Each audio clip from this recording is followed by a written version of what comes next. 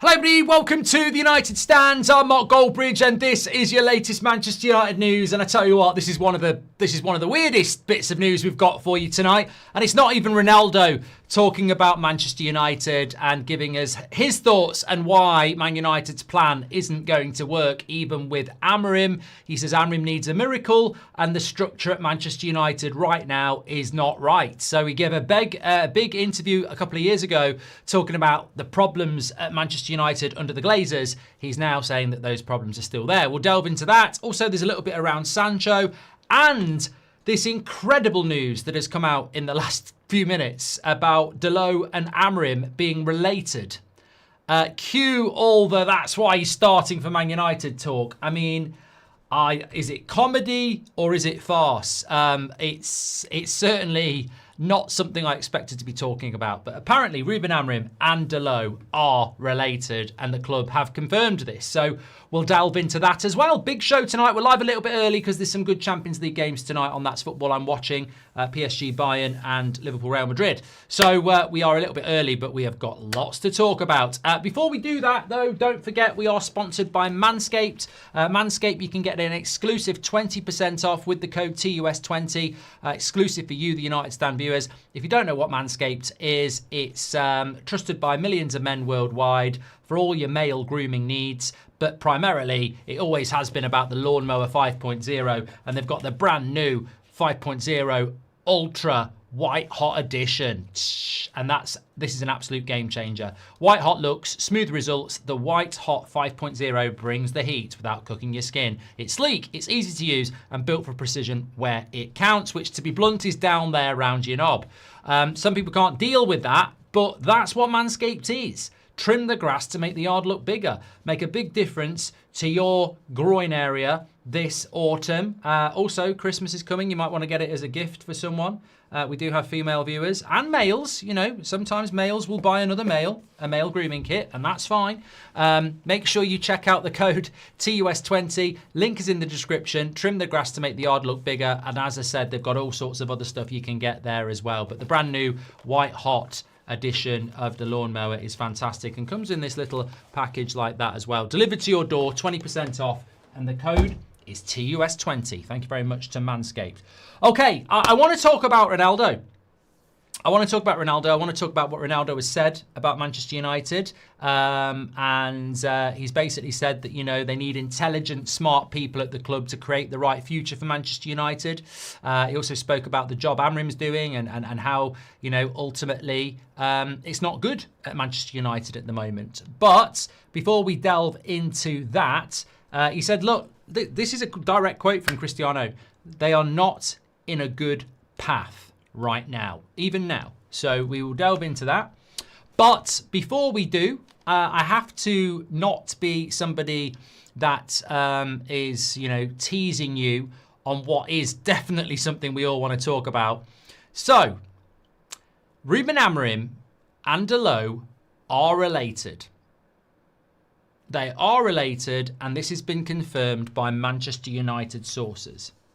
It's coming from The Sun, and it's coming from a certain ex-Manchester Evening News journalist who's settling in perfectly at The Sun with this sort of shite journalism. But basically, they are related through ancestral service genial. They're both great-great-grandsons of Carlos Dalot, a 19th century circus artist. I mean, there's a lot of people in the chat saying, I knew it. But this is why, for me, that particular journalist and that particular rag, I wouldn't wipe my arse on it if I had nothing else to wipe my arse on. I really wouldn't. I wouldn't. I'd leave it dirty.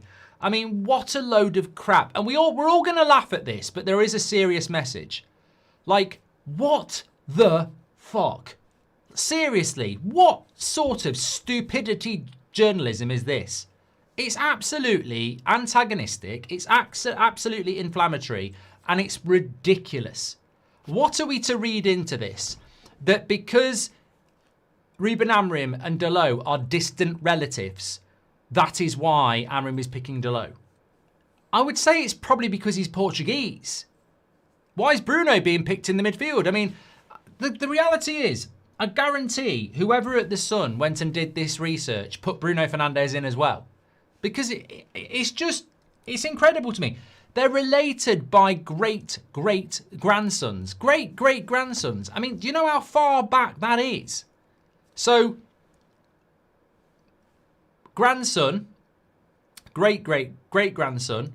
I mean, we're going back 5 generations. A 19th century circus artist. 19th century means they were in the 1800s. I mean, it's close, but it ain't bloody let's go and spend Christmas together, is it? It's not your bloody cousin. You know, they've not been going around, they weren't going around each other's house as a kid playing bloody Pac-Man. I mean, I just, unless somebody can tell me that they've spent Christmas together and they exchange bloody Christmas cards, it's nothing. Great. I mean, there's people out there that I'm related to, great-great-grandsons of somebody, and we'll never even bloody talk. I'm not going to give him a job on the United stand and sack. Beth, you're fired. You're fired, Beth. I've just found somebody who's my great-great-great-great-grandson or whatever. I mean, it's a non-story. It's inflammatory. The big question is, why is he picking Delo? And that needs to be questioned. But it won't be because they're bloody distant relatives. Absolutely not. And as I say, only Manchester United can get this sort of shit. But no, Beth's not been fired. Don't read into that at all. But yeah, I mean, look, we had to talk about it at the start, but I mean, it's just nothing. JB says if he picks Delo on Saturday, I believe it. Well, yeah. We're not firing Beth. It was a bloody joke, sarcasm, and all that. So look, there you go with the Delo story. Let's move on. What I want to talk about is Ronaldo. This is what I want to get into tonight. So. Look, I want to start off with some of the juicier stuff. He said, he was asked about Ruben Amorim, Cristiano Ronaldo, and he said, his job needs a miracle. He's doing his best. What are you going to do? Miracles. Miracles is impossible. We say in Portugal, miracles is only in Fatima, and he's not going to do miracles. They have good players, but they don't have some of them in mind what Manchester United is. And what he's basically saying there is there are good players at Manchester United and he has some good players, but they don't know what Manchester United is. And remember, Cristiano Ronaldo only left 2 years ago. So 2 years ago, our senior leadership team was here, by the way. Luke Shaw, Harry Maguire, Casemiro was here, Bruno was here, Delo was here. So I mean, I'm not saying he's talking about those players specifically. I'm sure he'd say that Bruno Fernandes and Delo are good players because he plays for Portugal with them. But he obviously is calling some of those players out as not being Manchester United players because he can't be saying it about Cunha and Mbeumo unless he's passing judgment on people he's never worked with. But when he says that there are some good players at Manchester United, but they don't have in their mind what Manchester United is, I think he's talking about that. I think he's talking about, you know, this inconsistency. And obviously, I think when he's talking there, I'm interpreting, wrongly or rightly, that he's talking about Maguire, Shaw, Delo, Bruno. Certainly. He was also asked about Manchester United. Do you still look out for United results? And does it hurt you to see how badly they're doing? He said, of course. I was there so many years. I win the Champions League there. I win the Golden Ball there. I won like 12, 13, 14 titles there. So I repeat, Manchester United is still in my heart. I love that club. But we have to all be honest and look for ourselves and say, listen, they are not in a good path. They need to change. And it's not only about the coach and players, in my opinion. And this is where I like Ronaldo, because Ronaldo was only here, and let me know your comments, but Ronaldo was only here for a couple of years. Ronaldo only left a couple of years ago. And he was here at a very, very successful time. And I agree with Bored Dave Boy. He's talking about the Glazers here. If you go back to the explosive Piers Morgan interview he did 2 years ago, when, you know, he'd had that fallout with Ten Hag and with United, there was stuff in there about Ten Hag, and obviously he didn't like Ten Hag, but the vast majority of that interview was actually about the Glazers, on how the swimming pool was the same pool from 15 years ago, on how the Glazers had destroyed the football club.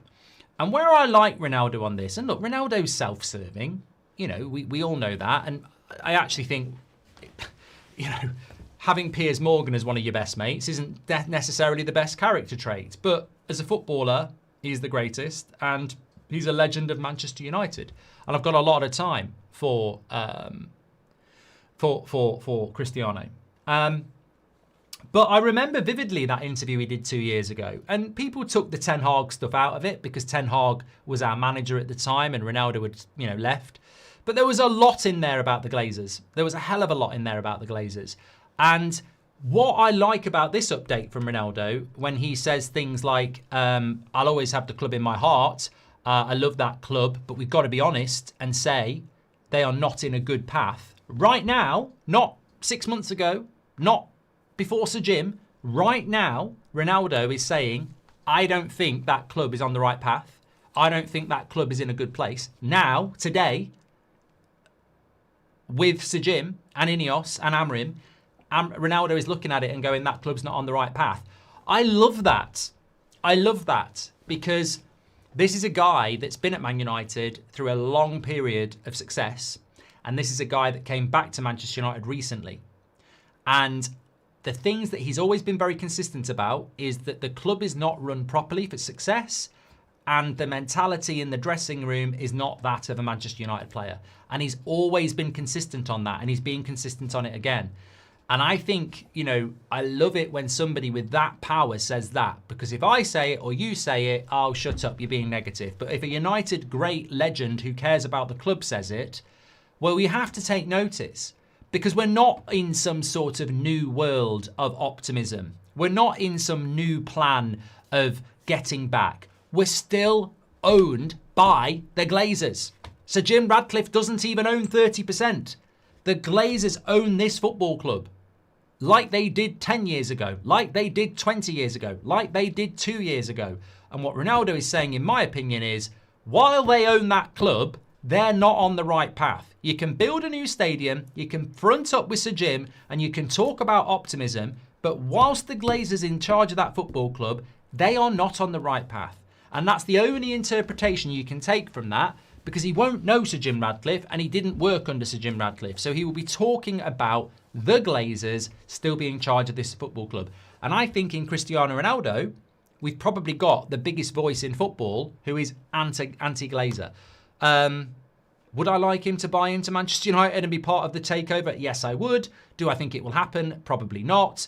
But I do agree with him. And I think it's sometimes very important that that is front and centre. Yes, I want Amrim to do well. Yes, we want Amrim to do well. Yes, we certainly want to see Man United back at the top. But we should never be blind to the fact that the reason we're not on the top is because we were bought by parasites who put us into debt, let the stadium rot, and let the club die. And they're still there. And people go, no, they did spend money in the summer. Well, they've always spent money, but they've never followed it up to the extent they need to because they're a business set of people. The stadium is about money. It's about making money. Everything is about making money. And they are the cancer in this football club. Cancer eats and destroys things. And that's what they've done. In a footballing sense, they are not going to cure themselves.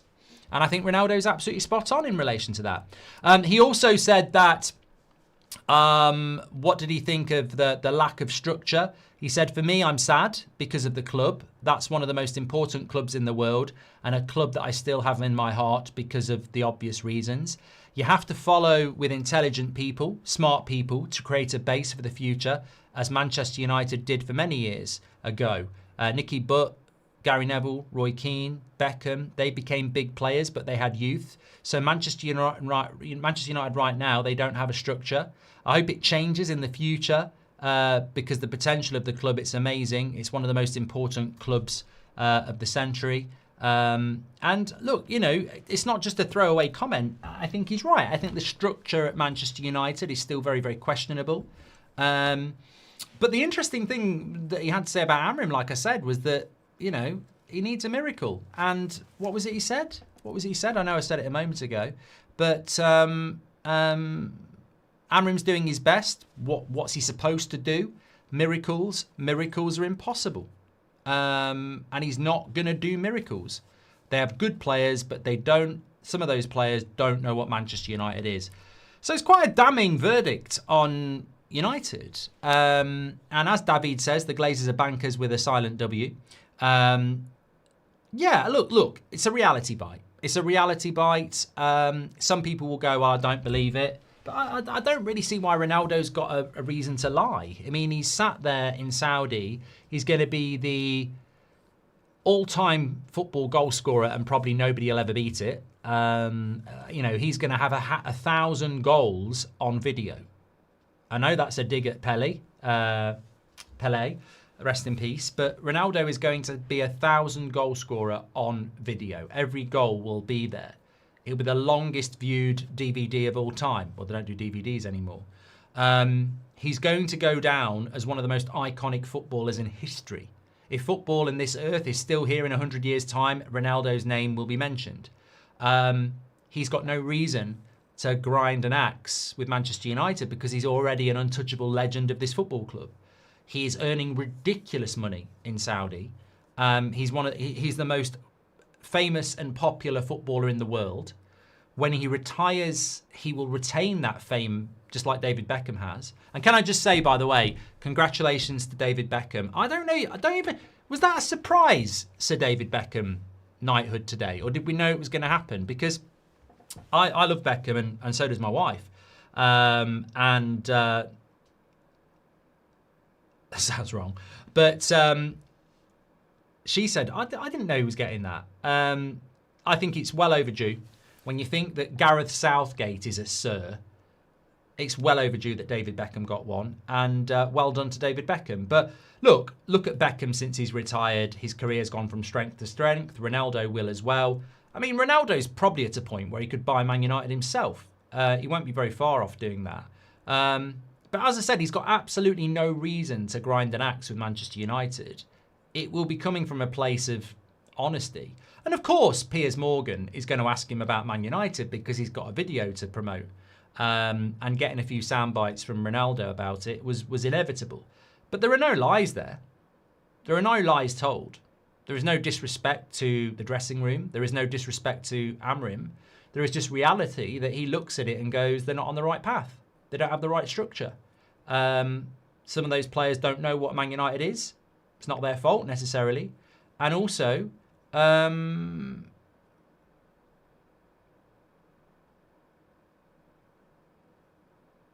think it's telling that he is saying those things. So look, I'm very pleased about that interview, to be honest with you. And I think it's always good to keep the fingers on the pulse of what's going on at Manchester United, because we might win the next 10 games. Still don't like the Glazers. And people forget this. Some of you won't be old enough to know we won the Champions League and the league in 2008. It didn't stop people wanting the Glazers out of the football club. Ultimately, why didn't we build on that? Why didn't we win the Champions League again? Why have we never got anywhere near winning the Champions League again? And yes, we got to the final the following year. And yes, we got to the final in 2011. But we weren't good enough because Barcelona were better. Because we hadn't invested in the squad enough to keep us up there. And that's the story of the Glazers. It's the minimum. It's not the obsession. Slow Sports News says what we all need to remember is that we are all related. United run through our veins and it's in our DNA. And I'm quite sure Ricky is my distant cousin. Thank you, Slow Sports News. We should sign Larson like you did in EAFC. I'm still living off that Chikorito, that career mode. I was watching it last night. Neil says, breaking news. Gary Neville and Goldbridge are related through their great-great-granddads that shared a pint over the creation of the light bulb. What is this thing? Look, I've always and always will continue. I've called Neville out more than anybody. I've called Scholesy out. I've called Keane out. I will always retain an uppermost respect for those players because they are legends in my eyes who gave me amazing years. But obviously we're here to debate and we're here to have a conversation. And none of it's personal because I don't know these people. I see them say something publicly and that's a free hit for me to respond to it. If you give an interview and you say something about Sesko, then you have to expect people to, have an opinion. I just think the Sesko thing has been completely and overly jumped on, maybe because there's not a lot to talk about at the moment. I think there's always lots to talk about, by the way, if you're creative. I think it was lazy by some people to start, saying what Neville said was too far. Whatever people think about Gary Neville, that's up to them. But his opinion that the jury's still out on Sesko, I don't have a problem with it. Because I think in the future, that jury won't be out. Mazrawowie says, plot twist, Beth's distant cousin is Mark. And Mark can't fire Beth, they're related. Beth's going to be getting messages about being fired and she won't understand. And you're all being very unfair. Brian says the issue is because we don't have midweek games, anything can be a story. But we haven't had midweek games all season, and we on the United stand are still able to discuss, things like this, like Ronaldo. There's always plenty to discuss. We don't need to overanalyze stuff. Nice to see they kept the family business going and brought the circus to United, says Ghost92. Thank you very much for that. I mean, I think it's comical. But I suppose we're witnessing the descent of journalism, aren't we? I mean, it's not unusual for the Sun to come up with stuff like that. I mean, I wouldn't be surprised if... no, I won't say. It's not fair. But look, yeah, I found the Ronaldo stuff really, really interesting. And I always think it's good when you have a big, cheerleader of what's needed at Manchester United. And I'm certainly in that camp that... I do not sit back and rest on my laurels. I do not think, ooh, we're unbeaten in 4 games. The ownership's fine. We know what happened in the last international break. We had this story from Turkey Al Sheikh about UAE, and we got excited. And then, you know what happened? That was in the international break, and we were like, please, please let it be true. Please let it be true that United might be up for sale and we might get new owners who want to pump money in. Many of us were getting excited. We then beat Liverpool. We then beat Brighton. And then everyone forgot about it because that's the flip-flop nature about this ownership. If we're winning or we're buying a player, people don't want to talk about it. But some of us do. I don't care if we go and win the next 10. I still want the Glazers gone. They fucked the club up for 25 years. Well, not 25 years, but you know what I mean, 20-something years. They don't get a free ride just because we win a few games. They're shite. I would love them to go. And I don't care. Even if we won the league this year, I'd still want them to go. We're still in massive debt. They've still screwed the club over. How many league titles would we have won if the Glazers hadn't bought the club? How many European Cups would we have won if the Glazers hadn't bought the club? Would we have had a shit 12 years not being in a title race if the Glazers hadn't bought Man United? Would be bollocks. So, I think it's great what Ronaldo's done because he's got such a big voice. And, he could sit there and go, yeah, I still watch Man United. I really hope they're going to do well under Ruben Amorim. Maybe it's going to be, I can see them bouncing back. I can see them. And he didn't. He didn't need to do that. He could have sat there and done like what others done and go, no, you know what? I think Amorim's going to do a good job. I think Sir Jim's going to do a good job. I think this is hopefully the start of something for United and it's the time to be positive. He easily could have said that. Why wouldn't you say that? Why be controversial? He doesn't need it. He doesn't have an axe to grind. He easily could have just said, you know what, I think this might be the start of something. And he didn't. He didn't. He stayed true to what he witnessed 2 years ago, which was a club in turmoil because of who it's owned by. And he obviously still looks at it and goes, well, they still own the football club, so the club's not on the right path. He doesn't need to say it, but he says it. And I respect that. He doesn't need to say that. He doesn't need to cheerlead for a Glazer out movement that's dead anyway.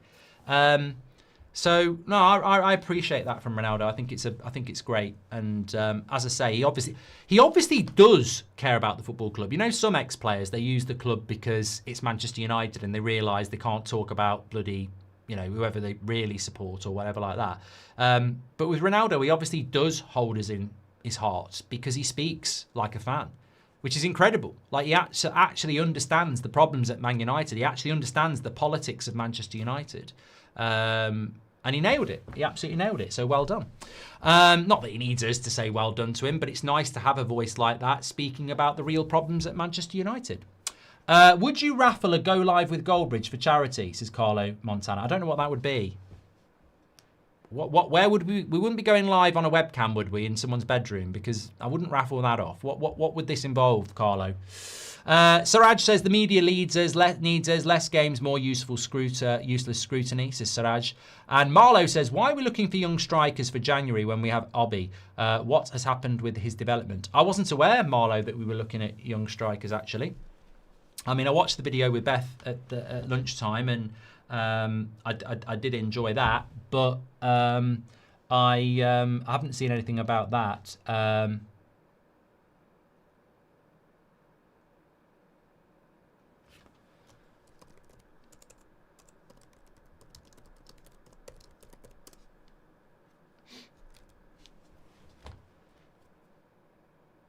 Yeah, that would be good. Sorry, I've just answered a WhatsApp to you.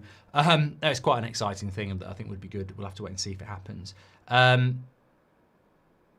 Andy Mitten said Anderson is the likeliest midfield signing as of right now. Well, let me just talk about a couple of that sort of stuff. I mean, look, I don't see Andy Mitten as a transfer journalist for a start. But I also think that he's close enough to certain areas that he might get a little bit of information. And he's a respected person around the club, so he may well have got that from somewhere. So I think sometimes, you know, he isn't a transfer expert, but he might have heard something. So, you know, and I certainly don't think there's any reason for him to say that, because he doesn't need to say stuff like that for clicks and stuff. So I think that's quite encouraging. We know that Stiller is very, very considered. I just think Bruno Fernandes is the problem with Stiller, because Stiller would do Bruno's job probably better because he's a midfielder. But whilst Bruno's here, I think Stiller's hard to go for. So we'll probably miss out on Stiller keeping Bruno, if I'm being completely honest. But Anderson, as I said to you about 3 weeks ago, when you look at Anderson and you break him down, he's a better passer of the ball than Belieber and Wharton. He passes it more than them. And also, he's more tenacious defensively than Wharton and similar to Belieber. So I think Anderson suits Man United what they need more. And it encourages me that we might be looking at him. And if Andy Mitten's saying that, which he did, because I watched the show at 2 o'clock, it sort of reminds me of, you know, sometimes, and look, I'll put my hands up, we've not had anything for a while, but you know, from sort of March until August, we got really good stuff around Garnacho, Yoro, Anana, the striker situation, Toby Collier leaving. We got some really good stuff. Now, it's hard now. All I'm going to say is it's hard to get that now, without saying too much. They're still there, but it's just hard to get it. And to be honest, I don't go pushing for it because the transfer window is not open anyway, you know. But I hope that Elliot Anderson story is true, because I think for me, over Wharton and Belieber, he would be the one I would go for. There's an element of risk with all of it. And obviously, he's you know, Belieber fluffed his lines 2 weeks ago. Anderson was brilliant in his audition. So, you know, but he won't be easy to get. You know, beggars can't be choosers. We might not be able to get him if other clubs go for him. We might have to go for Wharton or Stiller or Belieber. Which reminds me, Sancho. I saw something today about Sancho. I don't remember who the source was, but it was Sancho. Man United are unlikely to extend Sancho's contract. His contract is up in the summer, but we have an option of a +1. I mean, Slow Sports News. I don't think it was Sky, by the way, but Slow Sports News. I mean, come on. It's hardly breaking news that Man United are not going to renew Sancho's contract. I saw something at the start of the season. It might have been Romano who said it, that United were thinking about it. But you saw the reaction. The stupidity of doing that. I don't know what United were trying to do in the summer with Sancho, thinking they were going to get money. But, I mean, my electrician's a Villa fan. And we were talking this morning. And we were talking about Sancho, and he was basically saying, you know, it's just this confusion about what we were doing there. It was almost like, well, Rashford worked out, so Sancho might work out. And I said to him, not that Villa would, but if they'd rang a Man United fan before, we'd have saved you the money, because there's no way. Rashford made sense. Sancho is not Rashford. He's not. Like Rashford, with a point to prove, went and did well for you. Sancho ain't going to happen. He's not going to. He's also not as good as Rashford, and he's not as energetic as Rashford in relation to his pace. He is not going to be a game changer like Rashford was for you. So Manchester United renewing the contract of him would be ridiculous. And we'd literally put ourselves back in the situation we were in the summer, where he's got 1 year left on his deal. You're trying to get somebody to buy him, and he's going, I don't want to go there, I don't want to go there, I don't want to go there, because he wants to run his contract down so that in his next move, he can make more money. He's not going to take a pay cut so that Man United can get a transfer fee. And I think that was what we were stupidly trying to do in the summer. And I think that was what we were stupidly trying. I think it was just a threat. I think United were putting it out there through Romano or whoever it was that, ooh, we might extend his contract to make Sancho think I'm not going to be able to just run it down. But he has literally sat on his arse for 4 years. He's not going to be bothered about sitting on his arse for another year. He doesn't value his career, does he? From the outside looking in, it doesn't look like he values his career. And the scary thing is, I don't even know if he is on this. Some people say it's more. But if he's on 250 grand a week, and he's got, how many years has he been at United, Sancho? I'm trying to think. So Casemiro and Anthony have done 3 years, haven't they? Sancho was bought by Ollie. I think he's done 5 seasons at United. Is it 5? Is it 5? This is season 5, isn't it? So he's done 4. Everyone's saying 4 full years. So if he's done 4 full years at Manchester United, and we're paying him 250 grand a week, and that's $1 million a month, so that's 12 months, 12 million a year times 4, 48 million in wages.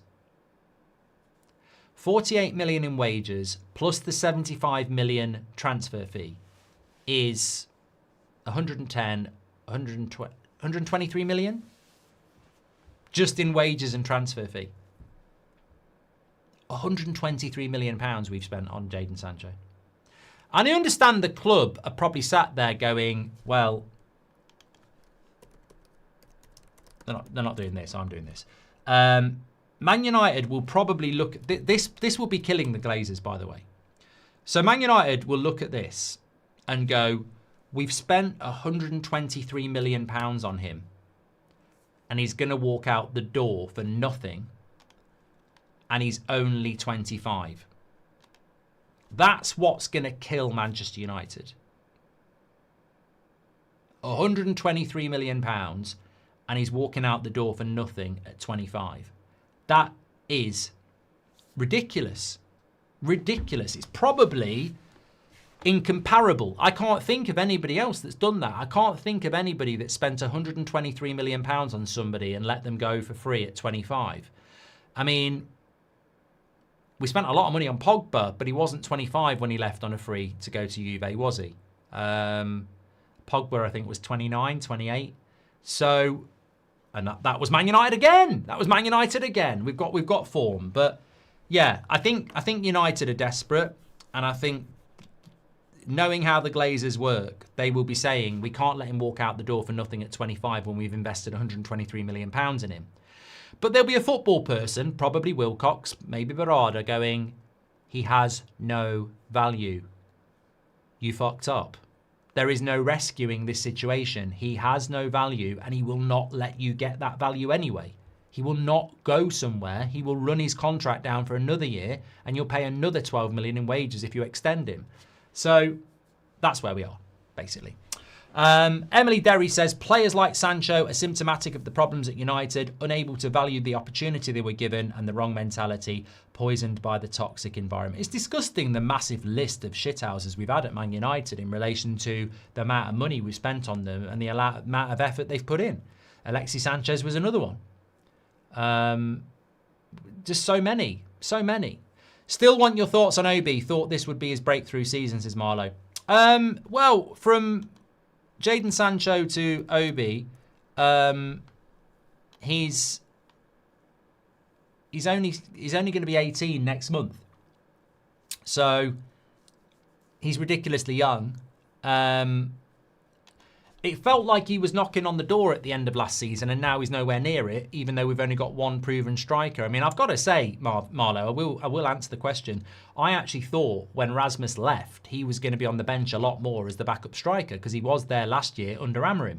So I don't know why Obi has regressed off the bench, but I said in the summer, and Minnie Bruce just said it there, I think we should have loaned him out. I think that was the obvious thing to do. I think we should have loaned him out in the summer. Because there are lots and lots of clubs. Coventry City, I probably would take him as well. There's a few clubs in the Championship. We should have done that.